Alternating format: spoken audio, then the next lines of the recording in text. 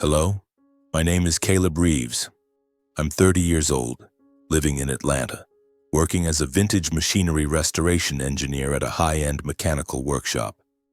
My job is to breathe life back into old machines, the classic cars people call heritage. They're not just steel and iron, but stories, memories of those who once owned them. I love the quiet of this work, the clank of metal, the faint smell of engine oil, and the feeling of my hands touching parts that have lived through decades. It makes me feel like I'm doing something meaningful, as if I'm preserving a piece of history. I got married a year ago. My wife Mira is 27, an accountant with warm brown eyes and a smile that once made me think I was the luckiest man alive. We live in a small apartment in Atlanta, not too luxurious but cozy enough. I think my life is okay. Not perfect, but okay. I grew up in Savannah, Georgia, in an old wooden house quietly nestled by the river. My father, Weston Reeves, was a master mechanic, respected by the entire town. He didn't just fix cars, he created them, turning rusted hunks of metal into works of art. My mother, Evelyn, a retired elementary school teacher, was always gentle but easily swayed by emotions. Then there's my younger brother, Dylan, 2 years my junior, who's an entirely different story. He's cunning, smug, and always seems to find ways to dodge responsibility. I love my family, but things aren't always smooth. That morning I was at the workshop, hands smeared with oil, carefully reassembling the carburetor of an old Mustang. Suddenly my phone buzzed in my pocket. I wiped my hands on an old rag, frowning when I saw my mother's number. She rarely called during work hours. I pressed the answer button and her voice on the other end was trembling, almost incoherent. "Caleb, can you come home right away? Your father, he's gone." I froze as if the world had suddenly stopped spinning. "Mom, what did you say?" "This morning he had a stroke in the garage. He was polishing the Aston Martin when he collapsed. The doctors said he went quickly. There was no time to save him." I don't remember what I said next. Maybe I mumbled some meaningless words, then hung up, my hands shaking so badly I dropped the wrench onto the floor. My father, Weston Reeves, 68 years old, as sturdy as an oak, the man who'd laughed hoarsely over the phone last night when I asked him about tuning an engine, was gone. I drove to Savannah with an empty mind. The highway blurred before my eyes, not from rain, but from the tears I tried to hold back. I didn't want to believe my father was gone. Not him. Not the man who always taught me that a good machine never lies, you just have to listen to it. The funeral took place at a small church in the Savannah Riverside Cemetery, where dim light filtered through old, stained glass windows. The organ played slowly, mingling with the scent of incense, old wood, and the damp mist drifting in from the river, making the air feel even heavier. My mother sat in the front row, her eyes red, clutching a white handkerchief soaked with tears. Dylan, my brother, walked in wearing a sharp black suit, his hair neatly combed. He nodded lightly to everyone, but his eyes avoided mine. He's always been like that, always knowing when to show up, but never facing the raw truth head-on. Family, friends, and my father's old clients filled the room, sharing stories about the legendary Savannah mechanic. They spoke of nights he stayed up to save a vintage car from ruin, of his passion and integrity in every detail he touched. I listened quietly, my eyes fixed on my father's portrait on the wooden stand. They mentioned the 1969 Aston Martin DB6, his greatest pride, a car he'd refused to sell even when someone offered $6 million. I stood before his casket, looking at his face, peaceful as if he were sleeping. I wanted to say something, but my throat tightened. I only placed my hand on his chest, silently promising to preserve what he'd left behind. 2 weeks after the funeral, the family lawyer, Mr. Mitchell, came to the house to read the will. We sat around the old dining table where I used to eat toast for breakfast and listen to my father's stories about the cars he'd fixed. My mother sat in the middle, Dylan on one side, Mira and me across from them. Mira held my hand under the table, but I could feel the tension in her fingers. Mr. Mitchell opened the file, his voice steady but sharp. "Weston Reeves left a very clear will. The wooden house and all savings will go to Evelyn Reeves. The pocket watch, along with a note about the value of time, is left to Dylan Reeves. And the 1969 Aston Martin DB6 will go to Caleb Reeves. The room fell silent. My heart pounded. The Aston Martin, my father's pride and joy, the thing he cherished more than any possession. I hadn't expected to inherit it, but hearing my name stirred a mix of pride and responsibility. I looked at my mother, hoping to see her smile, but she only bowed her head, her hands clasped tightly. Dylan broke the silence. He stood abruptly, his chair scraping against the wooden floor. "What? A watch? Dad left me an old watch while Caleb gets a car worth millions? Was he that biased?" "Dylan, sit down," my mother said, her voice soft but trembling. "Your father had his reasons." "Reasons?" Dylan nearly shouted, his eyes bloodshot. "I'm his son too. I have rights. That car should be split." I looked at him, saying nothing. I'd long known Dylan wasn't the kid who used to follow me around Dad's garage. He'd dropped out of school, lived off empty promises and loans from friends. But I didn't expect him to explode like this right in front of Mom. "Dylan, enough," I said, my voice low but firm. "Dad left what he wanted. We have to respect that." "Respect?" Dylan sneered, pointing at me. "You're always the good son, aren't you? Always Dad's favorite. And me? What do I get? A worthless keepsake?" Mira squeezed my hand tighter, as if urging me to stay calm. But I couldn't miss my mother's look. She glanced at Dylan, then at me, and I saw a flicker of hesitation in her eyes. "Caleb," she said, her voice barely above a whisper. Maybe you should consider selling the car. Share some with Dylan. He's your brother." Her words cut like a knife. I stared at her, incredulous. "Mom, that car is Dad's legacy. He left it to me because he trusted me to keep it."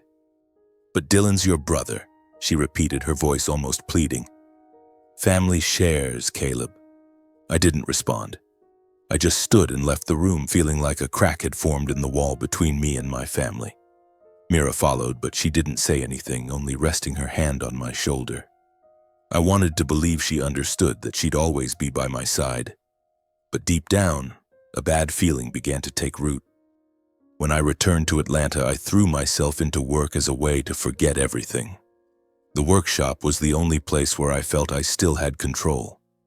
It helped me temporarily escape the image of my father lying still in his casket, Dylan's angry eyes, and my mother's trembling voice as she sided with my brother. I thought if I kept my hands busy, my mind wouldn't have room for the wounds. But Mira was different.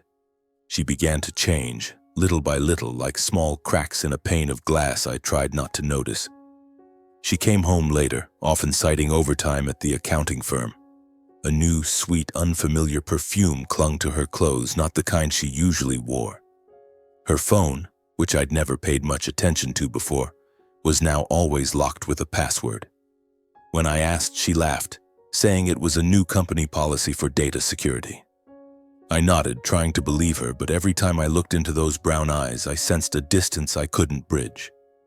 "Caleb, are you okay?" Mira asked one evening as I sat dazed on the sofa, staring at the family photo on the wall. It showed the four of us, Dad, Mom, Dylan, and me, during a riverside picnic when I was a teenager. Dad was smiling, his hand on my shoulder, while Dylan grimaced, forced to stand still for the picture. "I'm fine," I replied, my voice hoarse. "Just miss Dad." Mira sat beside me, placing her hand on my knee. "I know. It'll be okay, Caleb. We'll get through this." I looked at her, wanting to believe her promise. But something in her eyes, a flicker of avoidance, a hint of hesitation, kept me from feeling fully at ease. I told myself it was just my own stress, that Mira was still the loving wife I knew. But I was wrong. 3 months after Dad's death, everything fell apart. I came home after a long day at the workshop, exhausted but relieved after finishing the restoration of a 1963 Corvette. I'd planned to cook a simple dinner, hoping to talk with Mira and bridge the growing gap between us. But when I opened the door, an unnatural silence greeted me. The apartment was empty. No sound of footsteps, no soft music that Mira usually played when she was home. Her favorite coat was gone from the hook. Her blue high heels, the ones she often wore, were missing too. I called her name, my voice echoing in the small apartment. No response. My heart raced as I stepped into the bedroom. Half of Mira's wardrobe was empty, as if someone had hurriedly packed. A sinking feeling hit me and I rushed to the garage out back, where I kept Dad's last legacy, the Aston Martin DB6. The garage door was wide open and a cold, empty space stared back at me. The car was gone. I stood frozen, feeling the ground collapse beneath me. Back in the house, I found a note on the kitchen counter scrawled in Mira's handwriting. "I'm sorry, I need to be away for a while." I called her, trying every number, but only got the endless ring of a deadline. I texted, but there was no reply. I sank to the kitchen floor, crumpling the note in my hand, feeling like my entire world was disintegrating. I don't know how long I sat there, hours maybe, until the sky turned pitch black. I drove to Savannah, to the old wooden house where I grew up.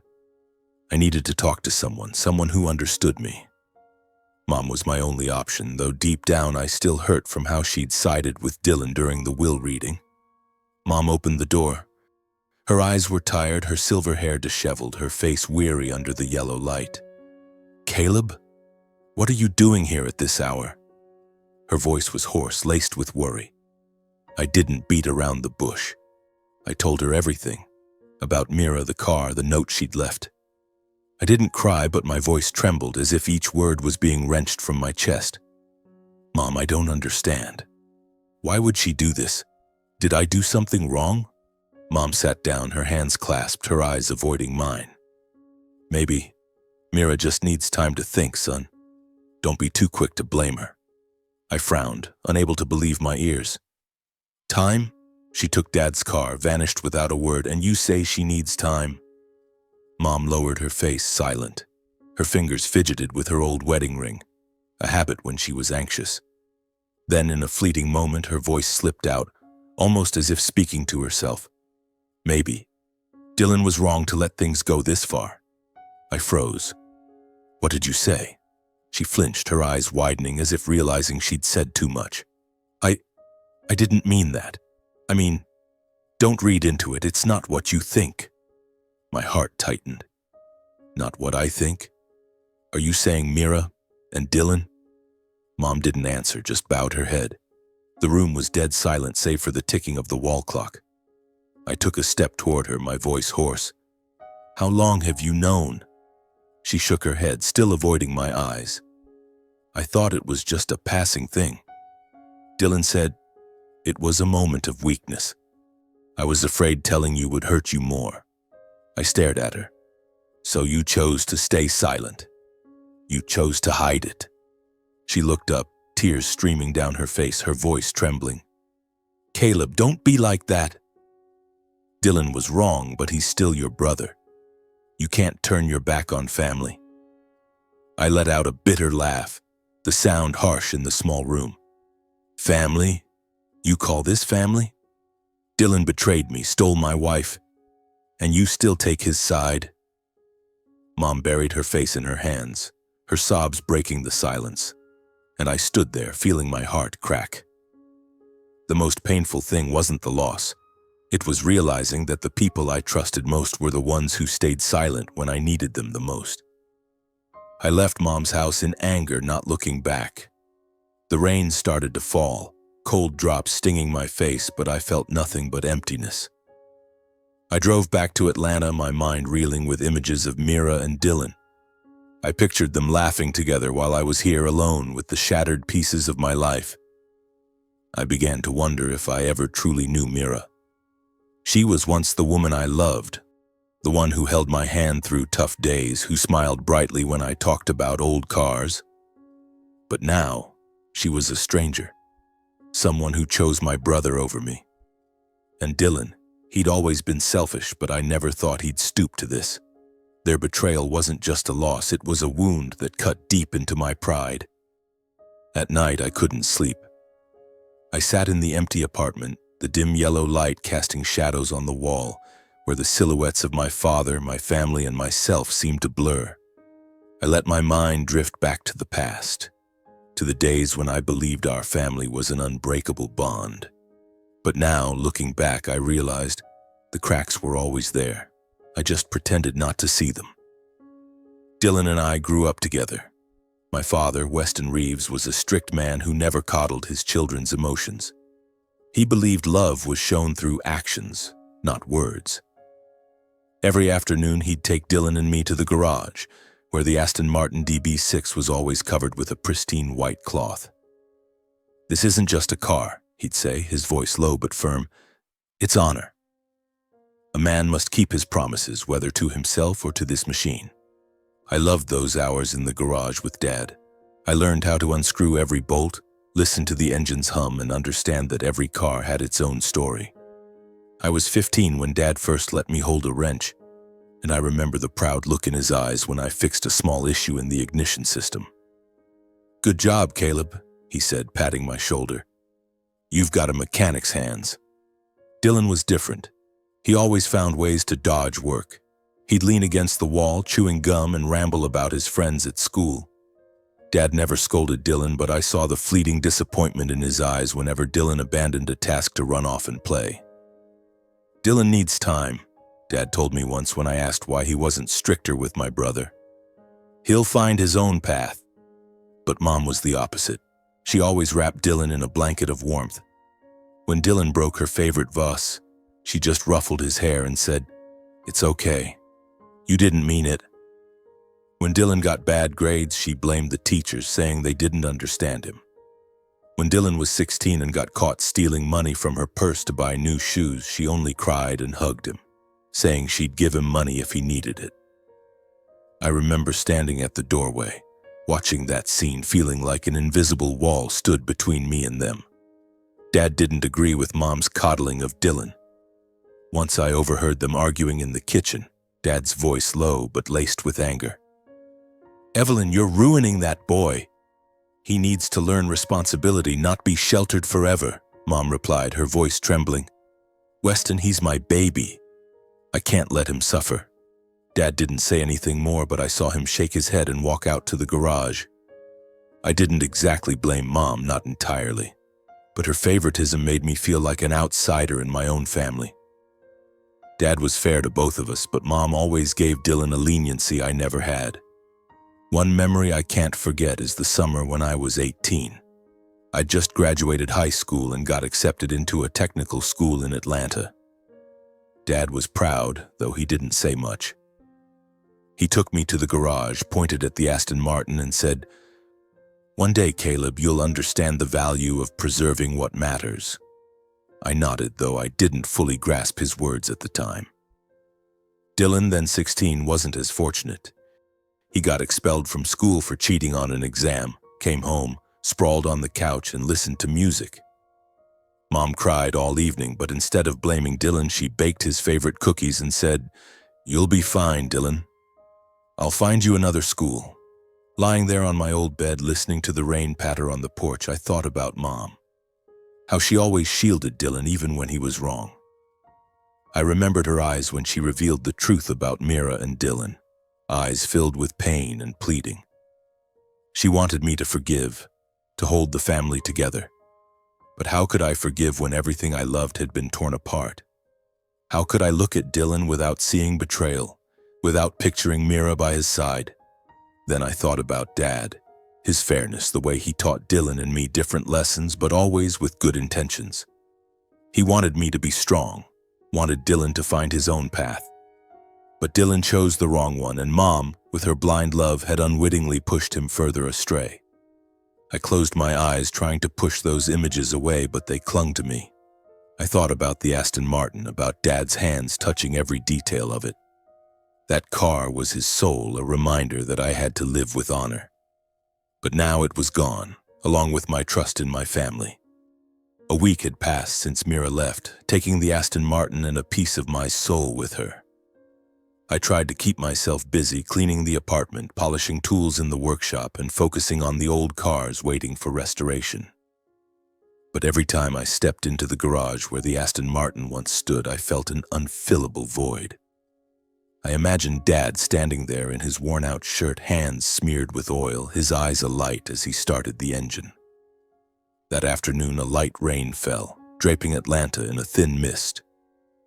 I was in the workshop, the hum of machinery blending with the patter of rain outside. My phone suddenly rang, a number I didn't recognize. I hesitated, thinking it might be a client, but a gut feeling told me something was different. I answered. "Hello, is this Caleb Reeves?" The voice on the other end was gravelly, slow, like someone who'd seen too many years. "I'm Grayson, owner of Grayson's Classics Garage in Atlanta. I've got your father's Aston Martin DB6. We need to talk." I froze, the wrench slipping from my hand and clanging onto the floor. My heart pounded like it was trying to break free. Dad's car. It still existed. But how was it with Grayson? And why was he calling me now? What? The Aston Martin? How do you have it? I stammered, my voice trembling. Grayson chuckled softly, a dry sound without malice. "Calm down, son. I'm not a thief. Can you come to my garage now?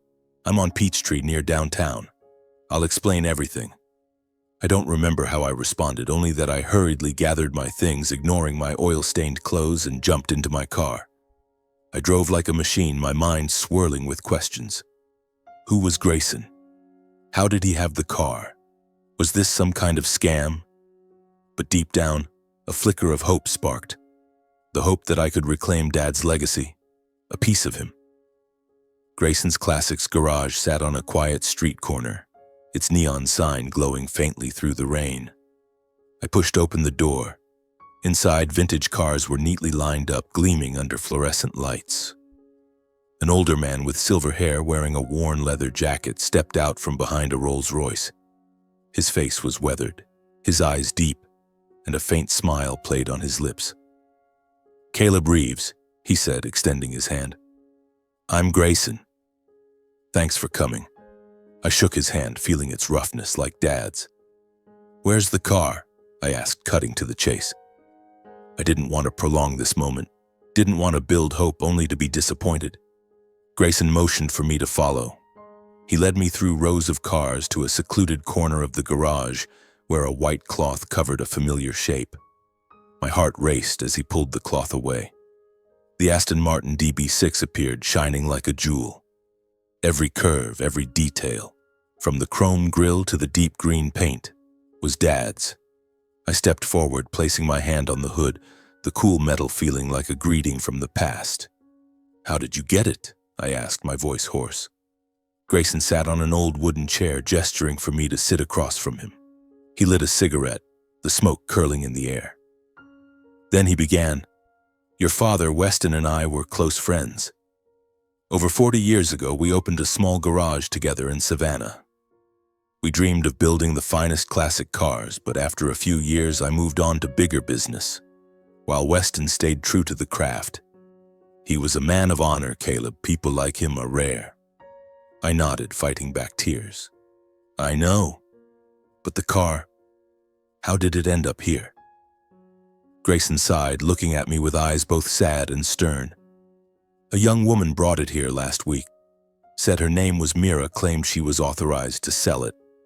I recognized it immediately as Weston's. No other Aston Martin DB6 in Georgia looks like this. I asked why she was selling and she got nervous, said it was an inheritance, that she needed money fast. But I didn't buy it.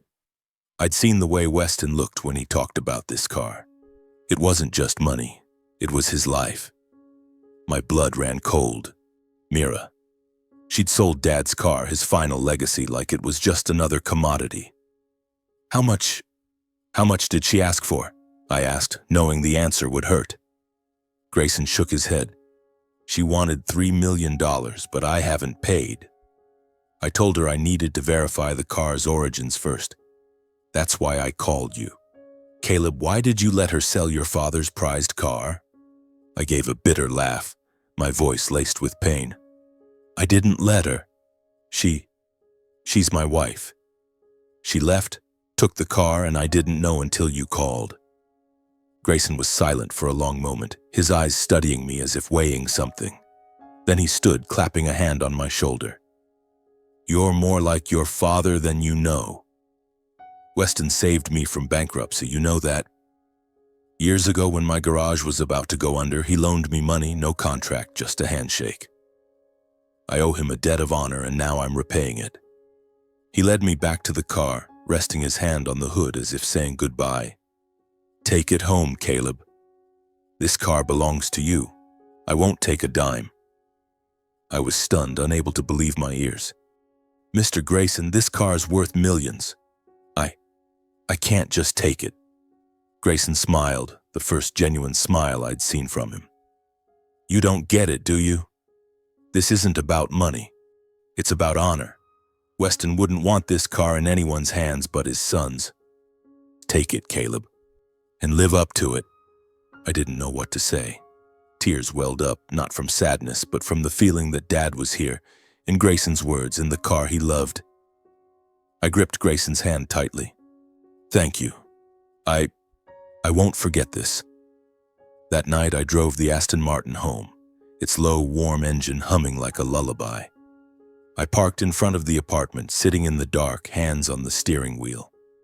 Every detail, the smell of old leather, the ticking of the dashboard clock, was Dad. I felt him closer than ever, as if he were reminding me I still had a reason to keep going. The next morning, I spent the entire time cleaning and inspecting every detail of the Aston Martin. Each soft hum of the engine, each whiff of aged leather brought Dad back to me. I opened every compartment, wiped down every seam of the seats as if I were talking to him through the scratches left by time. When I opened the rear storage compartment, my hand brushed against a slight bulge. I pressed gently and discovered a cleverly hidden double lining.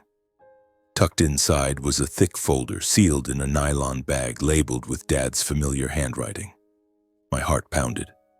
I didn't know what was inside, but I had a clear premonition that what I held in my hands would change everything. I brought the folder inside and set it on the kitchen table under the dim yellow light. My hands trembled as I opened the nylon bag, as if I were touching a secret Dad had kept hidden for years. Inside was a hefty stack of documents, pages, photographs, email copies, and bank transfer records. All bore Dylan's name. I flipped through them, my breathing growing heavier. Photos showed Dylan in upscale bars, standing beside older, expensively dressed women. Forged emails, loan contracts, and large transfers to untraceable accounts. Each document was a puzzle piece painting a picture of a Dylan I never truly knew. A con artist who preyed on wealthy women in Atlanta to swindle their money. Among the papers, I found a handwritten letter in Dad's hurried scrawl. I sat down, heart pounding, and began to read. Caleb, if you're reading this, it means I'm no longer there to tell you in person. I've known about Dylan's actions for a long time, but I didn't have the courage to act. I hoped he'd change, that the love of our family would pull him back. But I was wrong. What's in this folder is evidence of Dylan's sins, his scams, his lies. I'm leaving it to you because I trust you'll know what to do. Do the right thing, Caleb, no matter how much it hurts. I'm proud of you. Tears fell onto the paper, blurring the ink. Dad had known. He'd known about Dylan, about what he was doing, but he didn't act, perhaps because he didn't want to tear the family apart. And now, he'd left this burden to me. I felt both angry and heartbroken, angry at Dylan for betraying us all, at Mom for always shielding him, and at myself for not seeing the truth sooner. I sat there in the silent apartment, the folder spread out before me like a verdict. I thought about Mira, how she left with Dylan, taking Dad's car. Did she know about his scams? Was she another of Dylan's victims, or was she part of his game? I had no answers, but I knew I couldn't let things end here. The next day, I drove to Savannah with the folder. I went to the old wooden house where Mom sat in an armchair, staring out at the river through the window. She looked older, her face lined with wrinkles, her eyes red as if she'd cried all night. Caleb, she said when she saw me, her voice frail. What brings you here? I placed the folder on the table in front of her. Mom, I need you to look at this. She glanced at the folder, her face shifting. She recognized Dad's handwriting. What is this, Caleb? She asked, but her voice trembled as if she already sensed part of the truth. I told her everything. About the car, Grayson, and what I found in the hidden compartment. I pointed to the folder, my voice firm but unable to hide the pain. Dylan didn't just betray me, Mom. He's a con artist, stealing from others. Dad knew, but he didn't act because he wanted to keep the family together. But I can't let him keep hurting people. Mom shook her head, her hands gripping the edge of the table. No, Caleb. Dylan couldn't do those things. It's all a misunderstanding. He just lost his way. Lost his way? I nearly shouted, pushing the folder toward her. Open it, Mom. Read what Dad left behind. Dylan didn't just steal from others, he's torn this family apart. He took Mira, took Dad's car, and you still want me to forgive him? Mom broke into tears but didn't touch the folder. Caleb, you don't understand. Dylan's your blood. You can't turn your back on him. I looked at her, feeling like my heart was being crushed. Mom, I never wanted to turn my back on family, I said softly, my voice choking. But the truth matters more. If you can't face it, then I'll do what Dad couldn't. She looked up, her eyes panicked. What are you going to do, Caleb? Go to the police? Put your brother in jail? You can't do that. It'll destroy him. Is it better to let him destroy others? I asked, my voice bitter. Mom, I've lost Dad, my wife, and now I'm losing you. But I can't let Dylan keep living like this. I gathered the folder and walked out of the house in silence.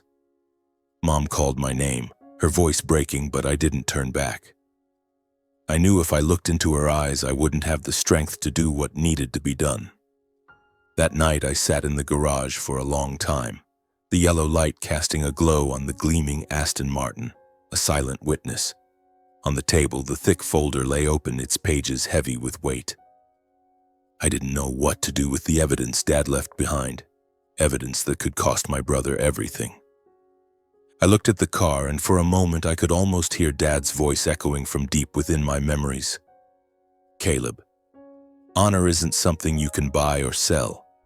It's something you must keep, even if you lose everything else. I bowed my head, closing my eyes. I knew sooner or later I'd have to do the right thing, no matter how much more it would hurt than any wound before. On a dreary winter afternoon, Atlanta's sky hung heavy with gray clouds, a light rain falling like endless tears. I sat in the apartment, a cold coffee mug on the table, my gaze vacant as I stared out the window. A sudden, urgent knock at the door broke through my thoughts. I frowned, unsure who would visit at this hour. When I opened the door, I nearly froze.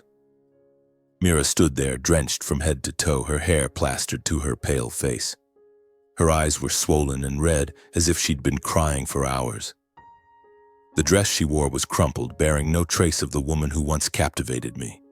She trembled, her lips quivering as if trying to speak, but only broken sounds came out. Caleb, she whispered, her voice frail, almost drowned out by the rain. I'm sorry. I said nothing, standing there, my hand still gripping the doorknob. I wanted to slam the door, to yell at her for everything she'd done, but seeing her face now, my anger didn't flare as I'd expected. Instead, I felt an emptiness, an exhaustion that seeped into my bones, as if the pain had surpassed the limits of rage. I looked at her, as if staring at a stranger. Caleb, please. Mira stepped forward, her voice breaking. I need to talk to you. I was deceived. Dylan, he took everything. I gestured for her to come inside, not because I wanted to hear her, but because I wasn't cruel enough to leave her standing in the rain. She sat on the sofa, arms wrapped around herself as if trying to keep from falling apart. I leaned against the wall, keeping my distance, waiting. Mira began to speak, her voice trembling and halting. She said Dylan had promised her a new life, a fresh start in Florida. He spoke of a big investment, a chance for them to begin anew. He said he loved me, she whispered, tears streaming down her cheeks. He said you didn't understand me, that you were too caught up in your work in your father's car. I was foolish, Caleb. I believed him. She recounted how she'd handed over the entire $1.5 million from selling the car to Dylan, believing it was for their future. But soon after, he cut contact. He vanished, leaving her with nothing. Not just the money, but her dignity, her job, and everything she'd built had crumbled. She'd lost her job for neglecting her duties, lost friends over lies to cover her relationship with Dylan, and now she stood before me, a broken woman. I listened silently, not interrupting. I had loved Mira once, believed she was the one who'd stand by me through anything. But now, watching her sob, I realized that love had died long ago, perhaps the moment she chose to leave me. "Caleb, I know I don't deserve forgiveness," Mira said, her voice choked. "But please give me a chance. I'll do anything to make it right." "Mira," I said, my voice low but firm, "I forgive you because I don't want to live with resentment. But we can't go back. You made your choice and now you have to face the consequences." Mira broke down, collapsing to the floor, her hands clutching my legs. "Caleb, please! I have nothing left. I need you." I stood still, offering no nod, no words of comfort. I knew that if I reached out, if I let her back in, I'd betray myself. I'd betray what Dad taught me about honor, about living true to myself. Gently, I pried her hands away, my voice soft but resolute. "Mira, go. I can't help you anymore." She looked at me, her eyes hollow, then slowly stood. She walked to the door without another word, leaving behind a heavy silence. I didn't watch her go. The door closed with a thud, and I knew it was the end of a chapter of my life. That night, I opened the safe in the garage and took out the folder Dad had left. Each document was a stab, but this time I didn't hesitate. Everything was clear as day. Dylan hadn't just destroyed our family, he was still harming others. He'd deceived Mira, other women, and likely wouldn't stop unless someone intervened. I thought of Dad, of the letter he left. "Do the right thing, Caleb," he wrote. "No matter how much it hurts." His voice echoed in my mind, warm and steady. "Justice may come late, but it never disappears." I realized it was time to do what Dad had hesitated to do. Not out of revenge, but because I couldn't let Dylan keep spreading pain. The next morning, I drove the Aston Martin to Mitchell's office, the old family lawyer in downtown Atlanta. The sky was still overcast, with a light drizzle falling, as if the world were trying to soothe the fire in my heart. I stepped into the office, the folder tucked in a black briefcase heavy like a sentence. Mitchell sat behind his desk, his expression serious but tinged with empathy. He pushed his glasses up and looked at me. "You sure about this, Caleb? This is the final step. No turning back." I nodded, placing the briefcase on the desk. "I'm sure. This isn't personal. It's about right and wrong." Mitchell opened the case, flipping through the pages of the folder, his eyes growing sharper. The photos, forged emails, bank transfer records, all undeniable evidence of Dylan's scams. "Caleb," he said, his voice low, "this is enough to press criminal charges. Dylan could face years in prison for fraud and embezzlement. You understand that, don't you?" I nodded, but my heart tightened. Dylan was my brother, the one who used to trail me in Dad's garage, laughing with me by the Savannah River.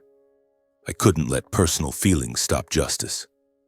"Do what needs to be done, Mitchell," I said, my voice steady, though my heart trembled. Mitchell nodded and stood. "All right, we'll go to the police station today. You coming with me?" I looked out the window where raindrops slid down the glass. "I have to," I replied, "for my father." We arrived at the local police station at noon as Atlanta lay shrouded in winter's chill. I sat across from a middle-aged officer with a stern face and sharp eyes. Mitchell explained briefly, handing over the folder. The officer flipped through the pages, his brow furrowing. "This is serious," he said, his voice low. "We'll open an investigation immediately." "Mr. Reeves, you're sure this is your brother?" I swallowed hard, feeling like my throat was being squeezed. "Yes, sir. Dylan Reeves." The officer nodded, jotting something in his notebook. "We'll search his residence. If what you've provided is accurate, we'll issue a warrant if necessary." News of the investigation spread like wildfire. Just hours after I left the station, my phone buzzed relentlessly. It was Mom. I hesitated but pressed answer. Her voice on the other end was frantic, almost a scream. "Caleb, what are you doing? You reported Dylan to the police? My son. How could you do this to your brother?" I gripped the phone, trying to stay calm. "Mom, I don't want to hurt anyone. But Dylan did wrong. He's been scamming people. Not just me, not just Mira, but others. I can't let him keep doing it." Mom sobbed, her voice breaking. "You don't understand, Caleb. Dylan just lost his way. You could talk to him, fix things. Why did you have to put him in jail?" "Mom, I've given Dylan too many chances," I replied, my voice firm but laced with pain. "I can't do that. I have to do what's right." "Right!" Mom shouted, her voice full of reproach. "You're destroying this family, Caleb. You're his older brother. You're supposed to protect him, not throw him in prison." Her words cut like a knife, but I didn't waver. "Mom, if I cover for Dylan, I'd betray myself. I'd betray Dad. I'm sorry, but I can't stop." She hung up, leaving me with the hollow beep of the line. I sank onto the sofa, my mind reeling. I knew Mom was hurting, but I also knew she'd never accept the truth about Dylan. In her eyes, he'd always be the baby she needed to protect, no matter what he did. The police moved quickly. 2 days later, they searched Dylan's apartment on the outskirts of Atlanta.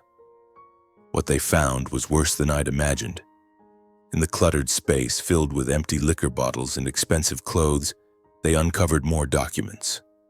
Lists of other victims, scam messages, even a journal detailing Dylan's deals. Mira was just one of many, a prey in the web Dylan had woven. I got a call from the officer, his voice cold but tinged with astonishment.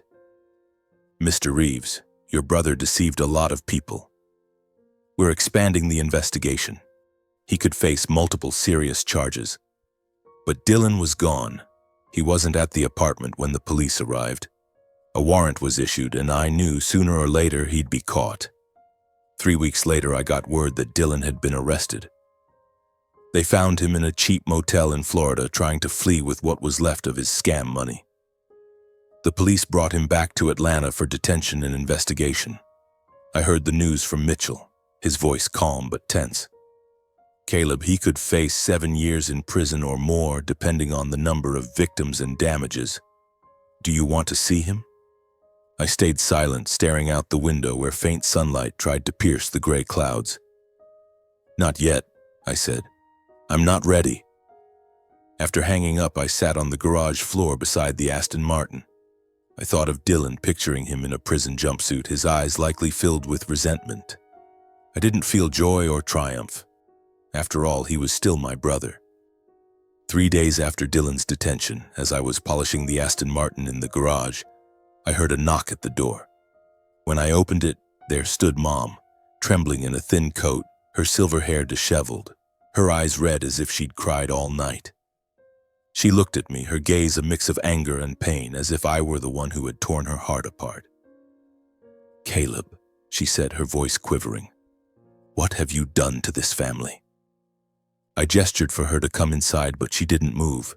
She stood there under the dim morning light, her hands clutching the edges of her coat. "I regret it," she said, her voice choked with tears. "I regret letting things go this far. I spoiled Dylan too much, I know. But you're his older brother. You could have stopped. You could have forgiven." I looked at her, feeling my heart constrict. I wanted to hug her, to tell her I was hurting too, that I didn't want things to come to this. But I just stood there, silent, my hands hanging limp. "Mom," I finally said, my voice low but firm. "I didn't do this to punish Dylan. I did it because the truth has to be put back in its place. Dylan hurt too many people. I couldn't let him keep going." Mom shook her head, tears streaming down her cheeks. "But he's your brother, Caleb. How can you see him in prison and not feel heartbroken?" I didn't answer right away. I thought of Dylan, but also of his victims, of Mira, of the other women he'd deceived. "Mom," I said, my voice hoarse, "I am heartbroken. But I can't let that pain stop me from doing what's right. Dad left the evidence because he trusted me to do it." Mom looked at me, her eyes shattered. She said nothing more, only turned and walked away, her frail figure fading into the dim light. I stood there watching her go, feeling like a part of me left with her. But I knew, even if she didn't understand, I had chosen the path Dad would have wanted me to take. Dylan's trial took place 2 weeks later in a cold Atlanta courtroom. I sat in the back row, hands clasped tightly, my eyes fixed on Dylan's back. He wore an orange prison jumpsuit, his head bowed, his once groomed hair now a mess. For the first time, he looked small, fragile, as if all the smugness that once defined him had vanished. I felt no joy, no satisfaction, only a deep emptiness, as if I were looking at a stranger who used to be my brother. The prosecutor read the charges, listing each scam Dylan had committed.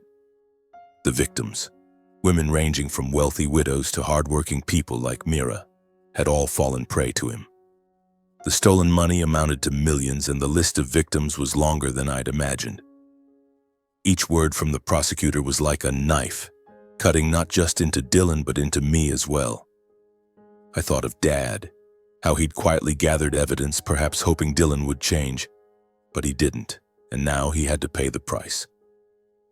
Dylan said nothing during the trial, only bowing his head, his shoulders trembling slightly.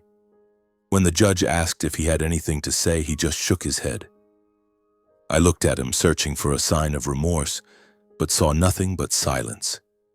The judge delivered the sentence: 7 years in prison for fraud and embezzlement, with the possibility of parole if Dylan cooperated. The gavel struck, a dry final sound like a period at the end of his story. One ordinary morning, I stepped outside to check the mailbox. A yellow envelope sat quietly in the corner, its edges damp from the night's dew. In the top corner was faint text: Chatham County Correctional Facility. I knew immediately who it was from. I brought the letter inside and placed it on the wooden table by the window. For a long time, I just stared at the scrawled handwriting on the sender's line. A heavy, mixed feeling stirred in me. Not anger, but a weight. Finally, I opened the envelope and read each line slowly. Caleb. Mom came to see me. She sat across from me through the glass, crying nonstop. She said she still believes I'll change, that I need to eat well, stay healthy, and behave so I can get out early. I nodded to ease her mind, but honestly, I didn't hear much. All I could think about was how you put me here. You were always the one Dad trusted, the one who got his love, who stood in the light. And me, I was just the shadow, always compared, lectured, pushed to be a better person. You say you did the right thing, but have you ever known what it feels like to be condemned by your own family? Mom told me to forgive you. But how can I when you're the one who took everything from me? The garage, my freedom, my dignity, and the last shred of family trust. You call it justice. I call it betrayal. Maybe one day I'll understand your reasons. But not today, Dylan. I folded the letter and set it on the table. I sat in silence for a long time, feeling neither anger nor blame, just a quiet sadness seeping into my heart. I tucked the letter into a drawer next to an old photo of us as kids. 2 brothers standing by Dad, grinning brightly beside an unfinished car. I let out a soft breath, whispering as if to the past itself, one day, you'll understand that justice isn't betrayal, but the only way to hold on to the last bit of light left in this family. A month after the trial, I drove to the cemetery in Savannah where Dad rested. A light rain fell, the sky heavy with gray clouds, the wind whispering through the trees carrying the chill of winter. I walked along the gravel path, my shoes caked with mud, holding a bouquet of white daisies, the kind Dad used to grow behind the house. The cemetery was silent save for the patter of rain and the sound of my footsteps. I stopped before Dad's gravestone, the inscription simple but weighty: Weston Reeves, a mechanic of honor.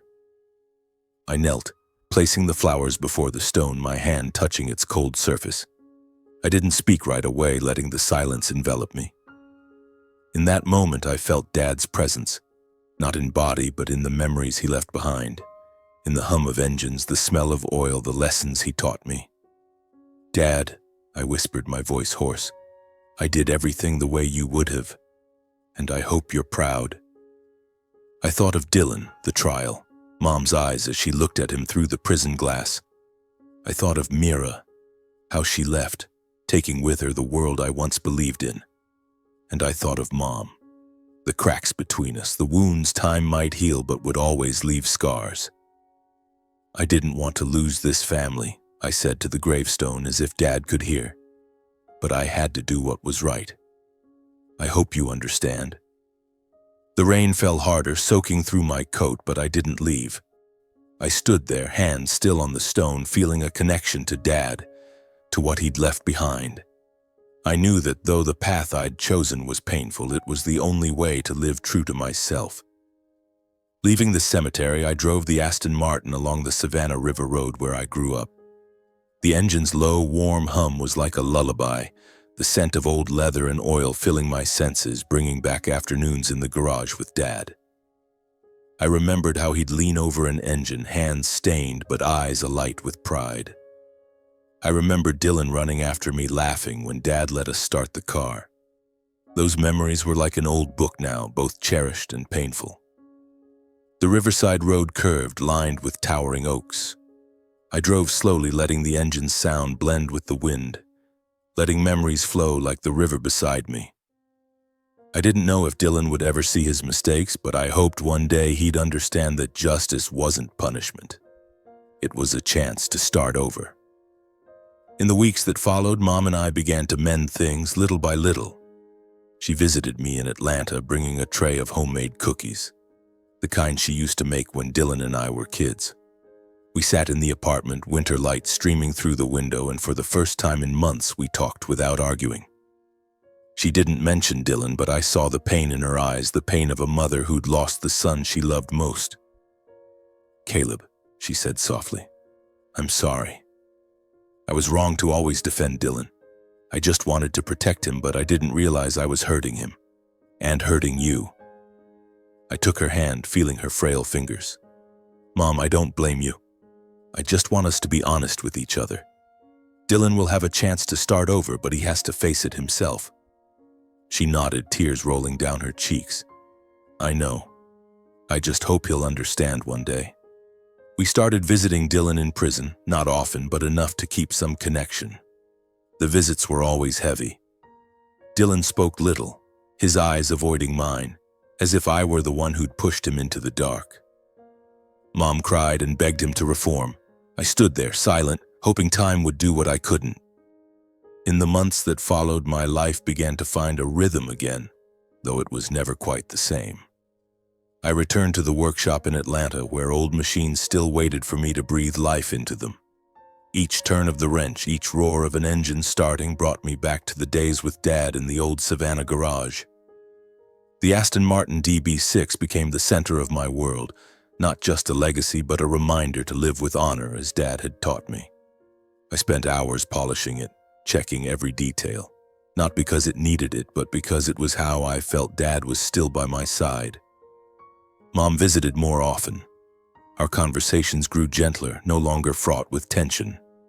One evening, as we sat on the porch in Savannah watching the river glisten under the sunset, Mom took my hand, her voice soft. "You're more like your father than I realized. He'd be proud of you, Caleb." Her words were like a ray of sunlight piercing the fog in my heart. I knew that though our family would never be what it once was, we were building something new, not based on secrecy or indulgence, but on truth and forgiveness. The visits to Dylan continued, though not frequently. Dylan was still himself, but I began to notice small changes. Once he asked about the Aston Martin, his voice lacking the bitterness it once held. "Still running well?" he said, almost a whisper. "Runs great," I replied, looking him in the eye. "Dad took good care of it." Dylan lowered his head, saying nothing more, but I saw a flicker in his eyes. Maybe regret, maybe nostalgia. I wasn't sure, but I hoped that in the next 7 years he'd find his path, as Dad once hoped. One evening I sat in the garage, moonlight streaming through the window, making the Aston Martin gleam like a jewel. I opened the drawer and took out the old family photo. Dad, Mom, Dylan, and me smiling brightly beside an unfinished car. I thought about my journey, the losses, the wounds, and the lessons I'd learned. I thought of Dad, how he taught me that honor was the most precious thing, that justice wasn't about revenge, but about living true to yourself. I want to speak to those reading this story, those facing tough choices, carrying wounds too deep to voice. Life is never easy, and sometimes doing the right thing means losing the ones you love. But remember, honor isn't something you can buy or sell. It's the small flame in your heart that helps you rise after every fall. Justice isn't about winning. It's about looking in the mirror without shame. I lost Dad, Mira, and nearly lost Mom and Dylan. But I didn't lose myself. And that's what matters most. If you're facing darkness, find the light in what you believe. Live true to yourself no matter the cost. Because in the end, that's the only way to find peace. I stood stepping out of the garage, leaving the Aston Martin bathed in moonlight. I looked up at the sky, where stars began to twinkle through the clouds. I heard Dad's voice, warm and steady as if he were standing beside me. "Good job, Caleb. You did right." I smiled for the first time in months, feeling a lightness flood my heart. I knew, whatever the future held, I'd keep walking my path with honor as my guiding torch.